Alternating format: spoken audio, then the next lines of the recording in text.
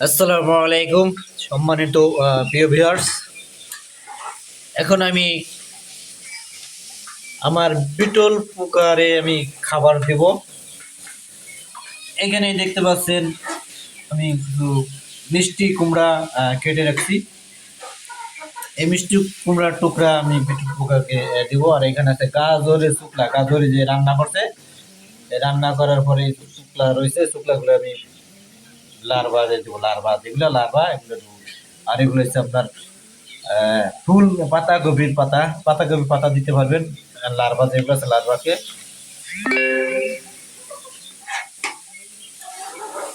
হ্যাঁ প্রিয় দর্শক, আমি এখন দেখাবো এই যে এখানে আমার মাদার, এগুলো মাদার পোকা। আমি এগুলা এই যে কাগজ দিয়ে রাখছি, এই কারণে এগুলো উল্টে যায়, উল্টে গেলে মারা যায়। এই জন্য আমি কাগজ দিয়ে রাখছি, কাগজ দিলে উল্টে যায় না, উল্টে গেলে সোজা হয়ে যায়। এখন এগুলো আমি আস্তে আস্তে খাবার দিয়ে দেবো। আপনারা এইভাবে পালন করবেন। এই যে আমি আমি যেভাবে দিছি দেখেন, এই খাবারগুলো আপনারা এই পাশ দিয়ে রাখবেন। ওরা আস্তে আস্তে আস্তে আস্তে এগুলো সুন্দরভাবে খেয়ে নেবে। এই যে খাবারগুলো দিয়েছি দেখেন কিভাবে।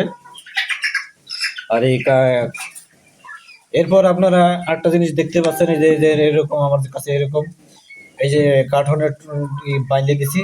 বাঁধার কারণ হচ্ছে এগুলো ভিতরে ওরা ডিম পারে, ডিমগুলোর মধ্যেই পারে, এগুলোর মধ্যে থেকে ফুটে তাড়াতাড়ি বের হয়, সরাসরি বের হয়। এনে বাচ্চা লার্ভা আপনারা বেশি পাবেন, এটা দেওয়ার কারণে লার্ভাটা একটু বেশি পাবেন।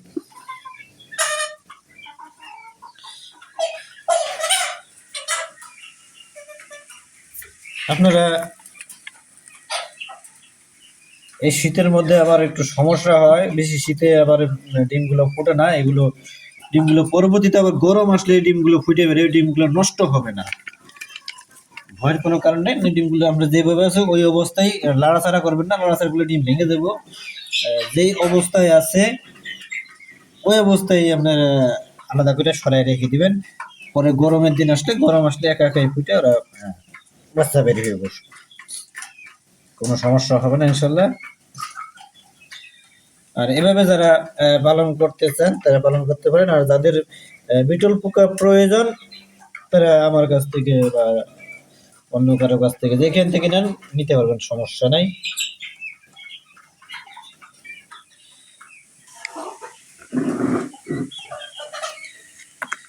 প্রচুর পরিমাণে এই যে পোকা আছে এখানে।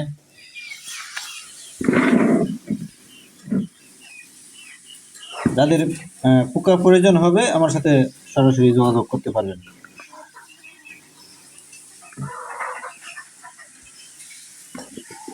এই পোকা চাষ করা খুবই সহজ, এটাই দেখতে পাচ্ছেন আপনারা, সরাসরি আমি দেখাইতেছি।